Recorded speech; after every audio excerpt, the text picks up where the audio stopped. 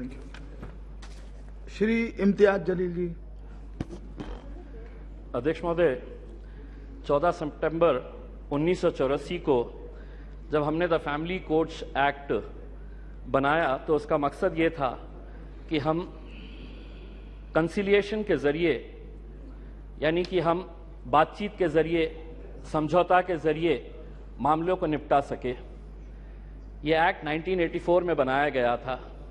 आज तकरीबन 40 साल के बाद अगर हम सब ये सवाल करें अपने आप से कि क्या ये एक्ट बनने के बाद हमने इस एक्ट के जरिए फैमिली कोर्ट में जितने भी मामले आए हैं उनको इंसाफ दिलाने के अंदर हम कामयाब हुए हैं, तो दुर्भाग्यवश मैं ये कहना चाहूँगा कि हमारा जवाब नहीं होगा।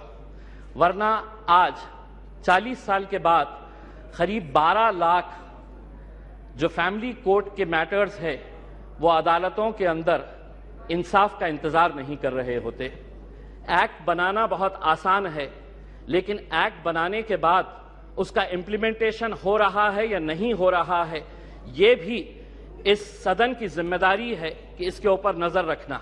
वरना एक्ट तो बन गया, लेकिन आज क्या वजह है कि इस 130 करोड़ की आबादी वाले देश के अंदर महज 715 फैमिली कोर्ट चलाए जा रहे हैं। मैं फैमिली कोर्ट का मकसद, मंत्री जी, मैं आपका ध्यान इस बात के ऊपर आकर्षित करना चाहूंगा।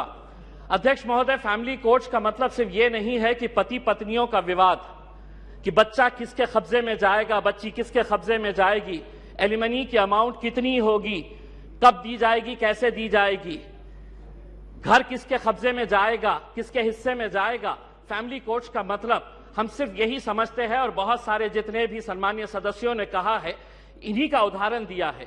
मैं मंत्री जी आपसे हाथ जोड़कर विनती करना चाहूंगा, हम एक ऐसे समाज के अंदर रहते हैं जहां एक नई संस्कृति को हम देख रहे हैं कि हमारे बूढ़े माँ बाप जिन्होंने हमें पाल पोस कर बड़ा किया है, जब वो बूढ़े हो जा रहे हैं तो इस देश के अंदर बहुत सारे ओल्ड एज होम्स खोले जा रहे हैं, वृद्ध आश्रम खोले जा रहे हैं।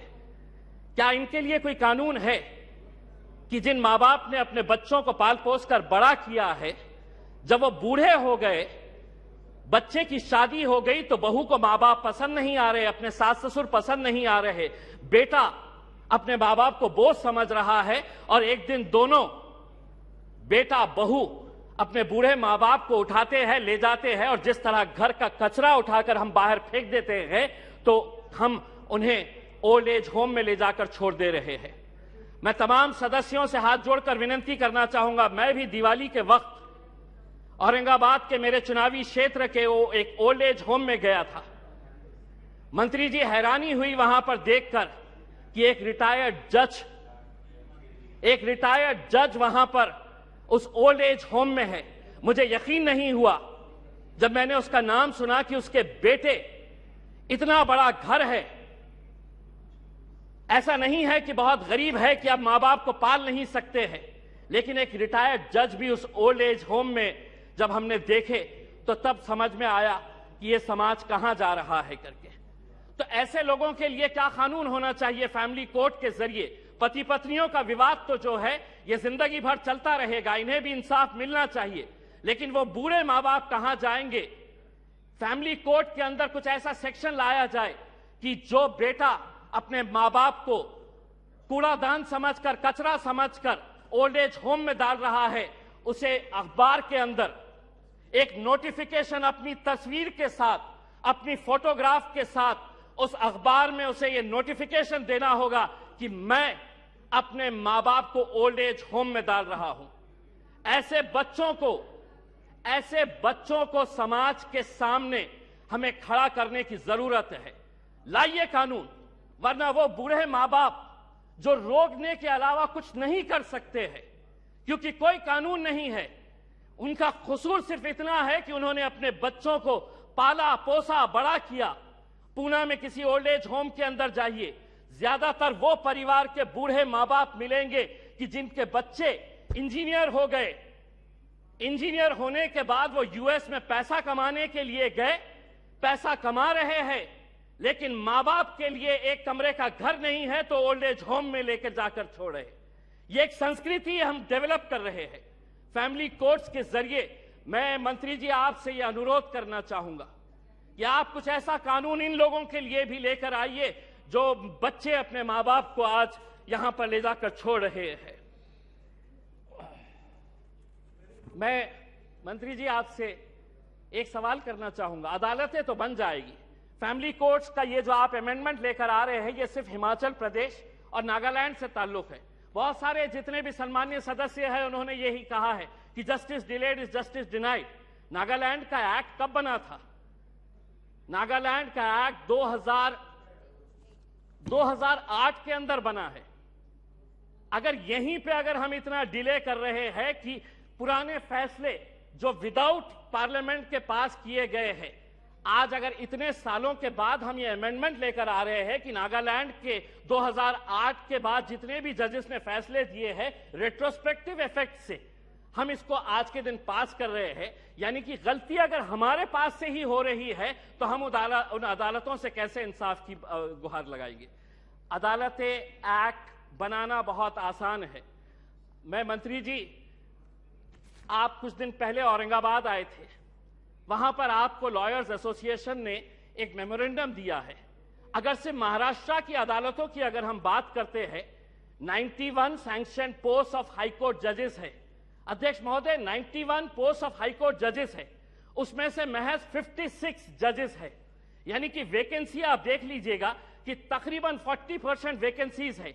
अब मैं आपको अंदर की बात बताता हूं, हाई कोर्ट के जजेस जब अपॉइंट किए जाते हैं तो सुप्रीम कोर्ट का कॉलेजियम इसे डिसाइड करता है। यह पूरा सुप्रीम कोर्ट के कॉलेजियम ने अपना रिकमेंडेशन दे चुका है। क्या वजह है कि सरकार ने इसे इतने सालों से रोक रखी है?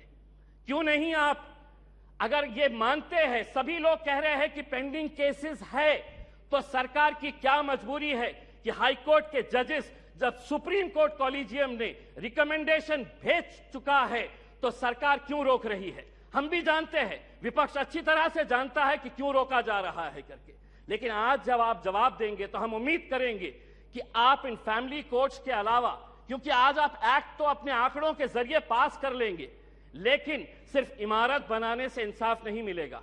उस इमारत के अंदर उस कुर्सी के ऊपर बैठने वाले, ये सदन कोई मायने नहीं रखता है अगर वो ये स्पीकर की कुर्सी खाली रही तो। वो स्पीकर की कुर्सी जितनी महत्वपूर्ण इस सदन के लिए है, उसी तरह अदालतों के अंदर जजेस की कुर्सी भी बहुत मायने रखती है। लेकिन अगर आप ये मानेंगे कि नहीं, इतने करोड़ केसेस पेंडिंग है, तो कौन उसका निपटारा करेगा? आप ही करेंगे मंत्री जी, आप ही को करना है।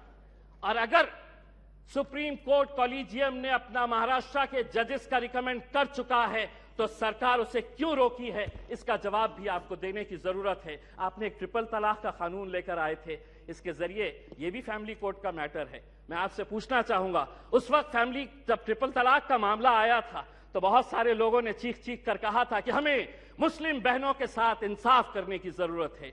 आज वो फैमिलीज भी आपसे पूछना चाहती है, ये एक्ट आपने बनाया आंकड़ों के जरिए, हमारे विरोध होने के बावजूद आपने एक्ट बनाया। अब आपकी जिम्मेदारी है ये बताए कि एक्ट बनने के बाद कितनी मुस्लिम बहनों को आपने इंसाफ देने का काम किया है, ये उम्मीद करते हैं। धन्यवाद। Thank you.